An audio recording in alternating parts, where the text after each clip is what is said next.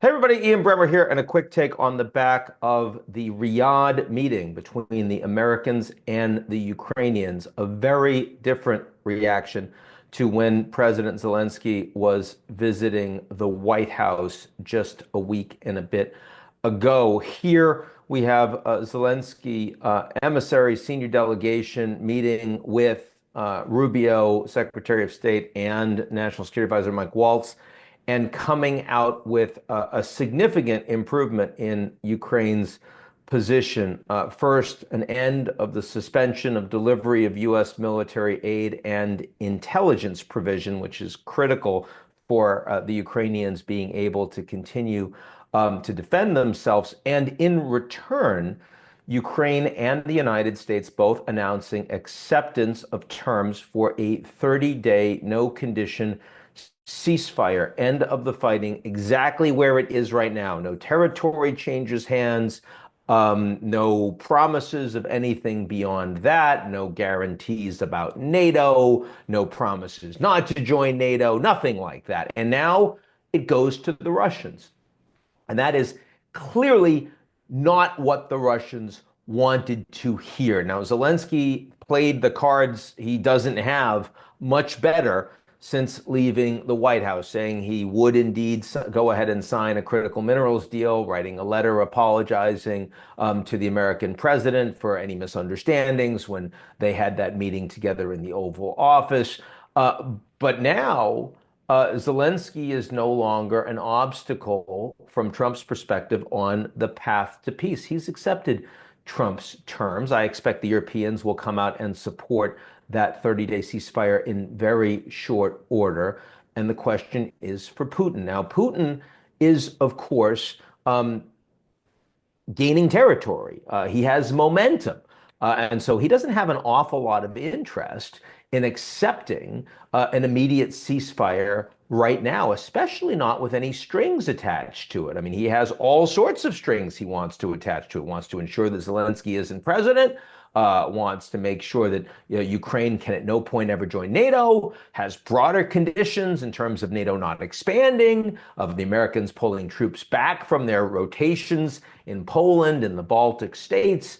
All sorts of demands that Putin has. And furthermore, Putin has engaged with the United States, both indirectly, as we saw in Riyadh a couple weeks ago, as well as directly in a 90-minute phone call with President Trump. And while Ukraine was a part of those conversations, it wasn't the focus. The focus for Putin was a much broader conversation about realigning the Americans and Russians to work together on broader security issues like the Arctic and on nuclear arms control, get the sanctions off that the United States has imposed against Russia and individual oligarchs, and generally normalize relations. And none of that is, at least as of right now, on the table for Putin. What is on the table for Putin right now is accept a 30-day ceasefire with the lines of territorial control being exactly where they are, including the occupation of a small amount of Russian territory in Kursk by the Ukrainians who have been fighting there. And I suspect that Putin really doesn't want to accept that. So if you're Putin, what do you do? Well, one thing you do is you try to see how fast you can actually get a face-to-face with Trump so that you don't just talk about that deal, but you put it in the context of a much broader deal, and you keep the Europeans out of it, which, of course, is essential to any larger deal that the Americans and Russians cut, because the Europeans continue to see Russia as their principal adversary, their principal enemy. Will he be successful in doing that? Well, one open question will be, we just heard from Mike Waltz and Marco Rubio, but what are we hearing from Trump? Is Trump going to completely support everything they just said? Will he endorse this deal with no qualifiers and say that Putin now has to accept it?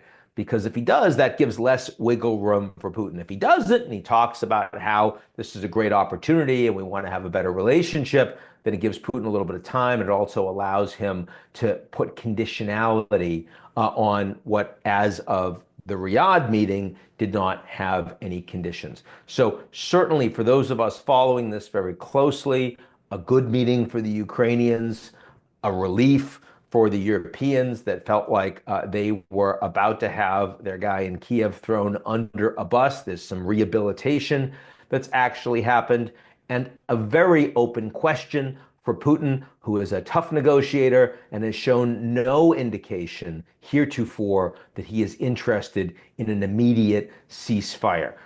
He is the one that stands to lose the most from accepting the terms as they just came out of Riyadh. And it's very hard to imagine that he'll accept them by themselves as they are. What are the consequences of that? That's what we're going to have to watch play out. That's it for me. And I'll talk to y'all real soon.